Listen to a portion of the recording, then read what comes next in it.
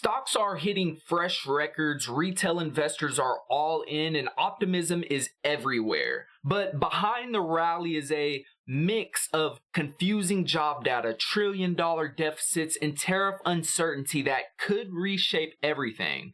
The big tax and spending bill passed, but the risk it carries are still ignored. Today we'll break down what's really powering this market and what could possibly break it. Stay tuned. So look at stocks real quick. Let's check them out. And what we see is that all-time high. Even if we look at other assets, these alternatives like Bitcoin, that digital gold, or gold itself, everywhere is hovering at or around their all-time highs. And this is really led by the big, beautiful bill passing the House, being signed into law by Donald Trump. That's a lot of the optimism. Some of that hasn't really reflected in the stock market yet, but the good news itself. Over the first half of the year, retail investors have bought around $3 trillion worth of equities, and at the same time have sold about $3.2 trillion worth, bringing the total amount traded to $6.6 trillion. Thank you, Gordon Gottsagen, for making this article here on Market Watch. Investors traded a record of $6.6 trillion worth of stocks in the first half of the year. And pretty much he lets us know that. And then here at the bottom, investors remain a major force in the market. Participation is at record highs. The dip buying bias is fully intact, and engagement with single names, particularly high beta and leveraged plays, continues to rise. Performance is holding up and risk appetite is anything but shy. Nothing seems to stop this retail train. Marco Lacini with Vanda's Research wrote in a note. So all of this is pretty interesting, and it seems like the trend is leaning towards more so your risk on trade, lots of optimism, and I mean, it makes sense. So the BLS jobs report that we got, it seemed like good news if you just looked at the headline, and we'll explore that more looking at Randall Forsyth's article here on Barron's. Want to know where the economy is heading? It's all about earnings. And what he goes on to talk about is the headline number beat, although the report could be viewed as a red flag because state and local education jobs are what really pushed these numbers up. About 63,000, with schools still being in session, inflating the total, while the private sector payrolls, the private sector jobs, continued their slowdown. David Rosenberg said that and this is in my own words, what I got from what he said is that this red flag, this alarm siren is clear from the report, and that everybody who seen this jobs data from the BLS, this report that we got, as good news, did anything but actually read through the actual report. They just seen the headline. So there's bad news and good news is bad news and bad news is good news, or it's all good news, and that means pile into stocks. But tariffs are still missing from the picture is what they go on to talk about in this article. So the levies currently are raising about $30 billion a month, or $400 billion at an annual rate. They point out that the mystery is that these big numbers aren't necessarily showing up in the inflation data just yet. The consumer price index rose smaller than expected in May. The $400 billion in annualized tariffs, meanwhile, make up about 20% of the $2 trillion in aggregate profits made by S&P 500 companies. Yet analysts have been lifting their earnings estimates for the S&P 500 in the past 2 months. Earnings conference calls should shed light into who's paying these tariffs and how much they are being passed along. And we'll also get more clarity once this 90-day tariff deadline comes up. And despite that, earnings have continued to get lifted the last 2 months, just as we said. So earnings are the next big picture that we're watching. And with earnings season, we'll really get, which starts in about 2 weeks, these earnings and earnings calls will give us more clarification, like I just said, on where these tariffs are showing up, who's exactly paying. And most of that confusion in today's economy and markets, it persists in the businesses, investors, consumers, and the Fed. So everyone is caked around these tariffs and who's paying them, where the impact is, how they'll impact demand, and most important of all, what will these tariff rates actually be? So we got Trump, and he let us know a little bit regarding these tariffs. And what we got is that, here's an article by Kim Macriel, Bertrand Benoit, and Ed Ballard. Trump amps up tariff pressure and EU scrambles to secure a deal. So what Trump really said is that he's preparing to set these tariff rates all the way up to 70%, and it will kick in August 1st, delaying the kicking the can down the road a little bit longer. So he said he's preparing to send out these letters and let them know what their rates could be. It could be anywhere from 10%, 20%, 60 to even 70% that would kick in on this August 1st. And this would really kick the can down the road while the White House sends out these letters. And what I'm imagining is they'll send out these letters and these other countries will open them, rip them open, look at them, and then their eyes will literally pop out of their head. And that August 1st deadline will allow them to really call us up, complain, hey, I hate these tariffs, and then give time to complain and negotiate. I think this will really spook to an extent the markets, just because these tariff rates they're not as high as the Liberation Day's tariff rates that we got, but they could shock to a smaller extent. But it depends on where some of the major trading partners of the U.S. tariff rates really fall, which can move the markets and see what happens. Because these 60 to 70% tariff rates are much higher than that 10% baseline we got for most countries, and we don't know where most of them could fall. So that 10% baseline is where the market has really gotten used to that idea of having the negotiations, having those tariffs. And negotiations are guessed not to be going so well with some of the major trading partners, such as the European Union, such as Japan, South Korea. And we got a truce with China, but we don't know that the negotiations are going too well with even China. So the deadline will give them more time to try to make something happen. So the word of this day, the week, the month, this year, maybe even the entire term of this president is uncertainty. We do have a bit more certainty, though, regarding the fiscal policy with the 900-page big, beautiful bill being signed into law, that tax and spending bill, and it's expected to really increase the national deficit by $3.4 trillion through 2034. So 2025 to 2034, it's expected to increase that national deficit. So here what we got is this article on Market Watch, tax breaks and spending cuts. Here are the winners and the losers of Trump's big bill by Andrew Keshner and Avani Kalra. And we'll go line by line through this and really look at it. So some of the winners they point out are taxpayers eyeing their bottom line, especially the wealthy ones, through those tax cuts. So in promoting the bill, the White House and Republican leaders emphasize the wins for everyday Americans. The widely used standard deduction is becoming more generous, along with the child tax credit. There are new deductions for tips, overtime, and other expenses that will add weight to many Americans to cut their taxable income.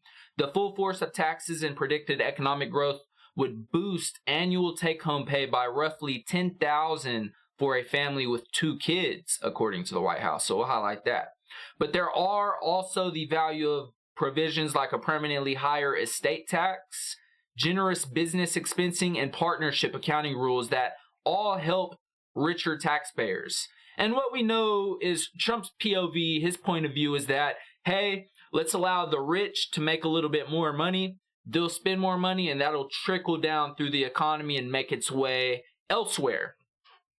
Outside models agree the majority of taxpayers are getting tax cuts when the tax provisions are tallied up. Yada, yada, yada. Didn't mean to click that. Estimates from the Tax Foundation, the Tax Policy Center, and Penn Wharton budget models show the pattern, each comparing the bill to what would happen if the 2017 tax law expired. So a household making between roughly $67,000 to $127,000 a year would be getting a $1,780 tax cut next year, a 2.3% addition to their after-tax income. The top 20% of households in a band that starts with households making nearly $220,000 soars to multimillionaires. get an average of $12,500 tax cut. That's a 3.4% tax increase for their after-tax income. This other model by Penn Wharton takes into account the effects of stricter rules for Medicaid and supplemental nutrition assistance program, two programs geared at lower income tax households. In determining how the bill would affect American incomes in 2027, a household making less than $18,000 would lose $165, and a household making less than $51,000 would gain $30. By 2030, when temporary deductions go away, households in these income bands would lose more than $1,000. For the top band of households, 2027 increases in after-tax income range from nearly $6,700 to over $300,000, Penn Wharton researchers said. So these tipped workers, this one was a big one. The national 4 million tipped workers are getting a deduction of worth up to $25,000 in a win for hairdressers, bartenders, and waiters, among others. So if you regularly get tipped in your profession, you can deduct up to $25,000. And I'm not a tax guy, I'm not a financial advisor, I'm just reading all this here, so verify with your CPA or your accountant. Workers who rely on tips save an average of $1,700 per year, according to that council, the White House Council of Economic Advisors. The tax break runs from 2025 to 2028, meaning people could start taking the deduction in 2025. The question is, how many tipped workers will use the tax break, according to Yale Budget Lab? More than a third of the national's workers relying on tips had income so low they didn't even file an income tax return in 2022, while only 4% of the workers earning less than $25 an hour received tips. Wow. So workers with overtime pay, the break on overtime pay could save workers between $1,400 to $1,750 per year, according to the White House Economic Advisors, and that runs 2025 to 2028. Workers who regularly earn overtime pay, like nurses, firefighters, construction workers, also stand to benefit from the bill's tax provisions. It's a silver of the workhouse, with 8% of hourly workers and 4% of salaried workers conceivably qualified for the deduction. Car buyers will gain a deduction of up to $10,000 on their auto loans, applying the interest paid on the loans for new vehicles assembled in the U.S. The average buyer paid $1,332 on interest in 2024, so you're able to write off that interest of, assuming you buy a new car, so 2026, it's financed, and you're able to write off the interest. The tax break is available for loans through 2028, but it's limited to new cars. So here, let's highlight this whole line. It's expensive buying a new car. The average price was $48,799. So you're paying interest of $1,332 that you're able to write off, and that was back in 2024. Rates are comparable to then. You're almost better getting the EV tax credit, which is $7,500 off a new EV, which goes away this year, so those will be getting cut. Homeowners living in a high-cost state, homeowners are getting more firepower to write off their state income and local tax, that SALT tax. After much wrangling, the SALT tax deduction is going at least $40,000. It will drift higher with inflation through 2029 before tumbling back to $10,000 in 2030. The quadruple deduction is a win for people living in areas of high income state taxes, big property tax bills. Critics say the giveaway putting other homeowners at a disadvantage if they live in states with lower tax bills. Senior citizens, but in the short term, people ages 65 and up are getting a $6,000 deduction. Why didn't it highlight? All right, there we go. In a nod to Trump's campaign pledge to end taxes on Social Security benefits. The tax break coming to seniors technically isn't excluding their benefit money from taxes due to the budget rules lawmakers have to follow. But the White House says the deduction zaps out the tax differently. The deduction will exceed taxable Social Security benefits of 88% of recipients. The deduction will reach 51.4 million beneficiaries. According to the Council of Economic Advisors, it's a major tax break for older Americans living on fixed incomes, coupled with a standard deduction that's already enhanced for seniors. Deductions would total $23,750 for single filers, $46,700 for married couples. It's a short-term win for 2028 to 2025. 2025 to 2028. The bill creates indirect problems for retirees, according to critics. Less tax revenue coming into Social Security and Medicare trust funds will speed up insolvency, according to the Committee for a Responsible Federal Budget. Starting in 2034, Social Security trusts will hit a shortfall of 81% of the promised benefit, according to the latest official projections. Now, let's look at some of the losers to this Trump's big bill. Social problems like Medicaid and supplemental nutritional assistance programs are getting tighter eligibility rules and more verification requirements. More SNAP administrative costs are being pushed onto states, and new limits are coming for the ways of states to generate the fund to pay their side of Medicaid. A tax credit boost is going away for people getting their health insurance through the Affordable Care Act. Almost 12 million people will be without insurance by 2034, according to the nonpartisan Congressional Budget Office's tally on the bill. Democrat criticism is a scare tactic, they say. Yada, yada, yada. No one who really needs public assistance will lose it, they say. And work requirements are worth adding to promote prevent benefit misuse, they say. Still, the Medicaid changes and their possible fallout have been enough to concern some GOP members. A reporter asked Trump on Tuesday about the CBO's estimate of nearly 12 million people losing health insurance. The amount of people falling off of Medicaid would be smaller, and that amount would be targeting Medicaid's waste, fraud, and abuse, he said. Medicaid is also the country's biggest payer of long-term care, including nursing homes, according to AARP. Tighter funding may have implications of nursing home access and staffing levels. But the White House says Medicaid without waste, fraud, and abuse can better serve the populations it's supposed to help, including lower-income seniors. Deficit hawks and consumers hoping for low interest rates. So just straight off the bat, this is expected to increase the national deficit. And when the national deficit increases, bond yields need to go up because they got to issue more treasuries, and to incentivize people to buy some more treasuries and lend the government money, bond yields either stay steady or they go up. And with everything else expected to happen, bond yields are expected to increase, which increases everybody's borrowing costs. Consumers, businesses, literally everybody, the government. Consumers who need financing may lose out on national debt worries. Lenders use treasury yields to help determine their interest rates on mortgages, cars, and more.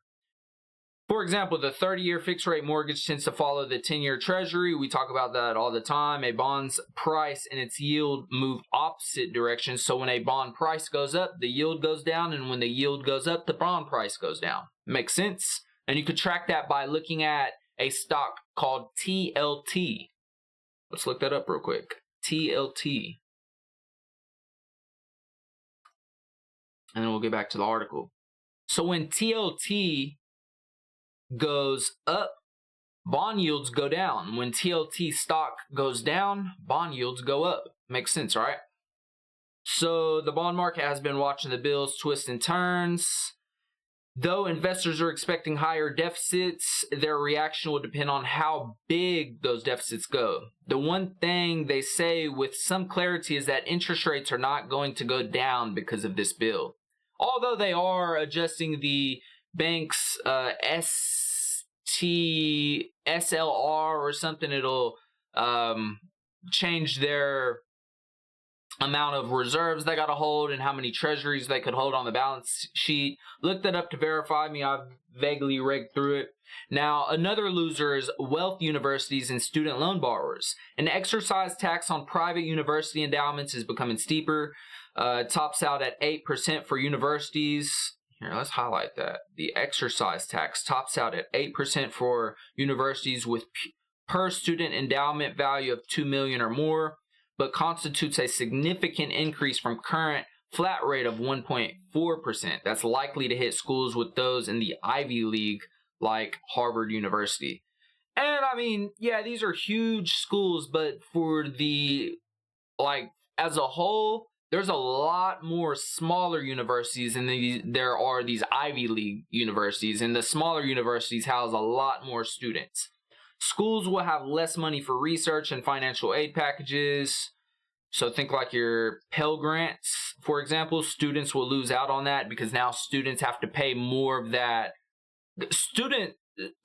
School costs are skyrocketing. So if students have less money from these financial aid packages, then students are burdened with higher costs out of their pocket, which could prevent some from going to school. But remember, Trump wants trade schools and not necessarily colleges. So, and a lot of people are advocating for that. So people have skills that they could use to go work in the trades, like plumbers, electricians, and etc.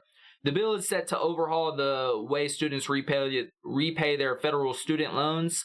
And while we're on the topic of federal student loans, we were just talking about another loser is consumers hoping for lower interest rates. Interest rates are likely not going to go down because of this bill. Who benefits or not or doesn't benefit from interest rates? Student loans who need to borrow for an education. So if interest rates are still high, students are going to benefit or not benefit from these high interest rates. Among other things, it's scraping many repayment plans and going with two-way borrowers can repay their debts. The bill does have some help for borrowers repaying their loans. Workers don't have to count it on their tax purposes when their employers paid up to $5,250 on these bills. The bill makes a permanent tax break. And then this is what we were talking about earlier. The legislation is tough news for Americans who want to buy electric vehicles. The bill estimates a $7,500 tax credit for the purchase or lease of new tax EVs, as well as a $4,000 credit for used EVs. Those are some of the clean tax breaks that are going to fade away here pretty soon. So those are some of the winners and losers of this tax bill. We're going to keep on watching what happens with all of that stuff, and I want to keep on reporting as it comes in. Now, with the deficit increasing, saving money is more important than ever. For sure, it's a national problem. Ding. So as individuals, there's things that we can do. Saving doesn't have to be hard. Just don't spend any money, right? It's impossible. So if you're not an extreme cheapskate like myself, there are recommendations on what you could do. So there's what's called this 50, 30, and 20 rule. And what that really does is it says that, hey, 50% of your finances could go towards your necessities, so your needs. And think of your needs like rent. You got to have somewhere to stay. You need to have the electricity and the water on, so utilities. You need to eat, so groceries. So 50% towards all of your necessities. Then 30% for discretionary, or in other words, your wants spending, which I think 30% is kind of high. And then 20% for saving. And in my opinion, some of this is wasteful spending. It's a bit high towards the discretionary, in my opinion. But starting somewhere is better than not starting at all. And once you get the habits in place, you could continue to really contract your wasteful spending and do what it is you need to do. I like the idea of saving entirely for an emergency fund. Aim on 3 months and then try to get to 6 months and then 12 whole months for your emergency fund. You'll be beating most people because most people don't have $1,000 set aside in case of an emergency. So baby steps in order to make a mile. Think about it like that. And then once you hit that emergency fund goal, then maybe save like 10% of your income. Spend maybe 60% between both your wants and your needs, and aim on investing like 30%. So I'm not a financial advisor. I can't make any recommendations for you. This is just an idea. But some of the ideas would result towards, if you were going to invest 30, 20, 10% of your income after all your bills, some would recommend, some people recommend having maybe 1% going towards Bitcoin, maybe another 5% towards gold, and then watching, and the Bitcoin and the gold, that's your, like, if you want to. But others, the others would recommend buying broad fund ETFs. So I'm going to pull them all up so you could see. And these are the letters you would type in. So some people would recommend buying, and these look super cloudy. So let's just put it on the 1 hour chart. So VTI. This is an ETF that stacks, Vanguard ETF that tracks the total stock market. So you get exposure to the entire stock market once you buy one share of this stock, which is $308 right now and some change. So VTI is one ETF. They say like buy every month, a fixed rate, no matter what. Pull that from your 30%. And remember, this is just a recommendation because you just never know. QQQ. This one tracks the NASDAQ 100. So one share equals $556 and some change. You're getting exposure to the top 100 companies. And then VOO, this is another Vanguard ETF. It tracks the S&P 500. So one share for $575 and some change. You get exposure to all of the top 500 companies.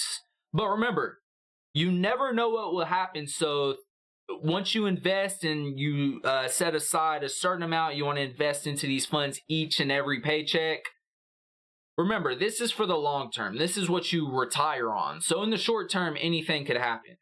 So yeah, y'all, that's what you could do regarding saving and maybe help pull the country out of the deficit. Maybe the government will learn something from us. But markets move on stories, and right now the story is all bullish. But soaring risk appetite, policy confusion, surging debt, all of this suggests that the rally may be fueled more by momentum rather than fundamentals, and especially as we're heading into earnings season. Stay on the lookout. Stay focused, ask the hard questions, and don't mistake silence for stability. I'll be back to keep on reporting what's going on. I invite you to hang out with me. Hope your weekend's great. Hope the week ahead's great for you. Good luck out there, and I'll see you next time. Thanks for hanging out with me.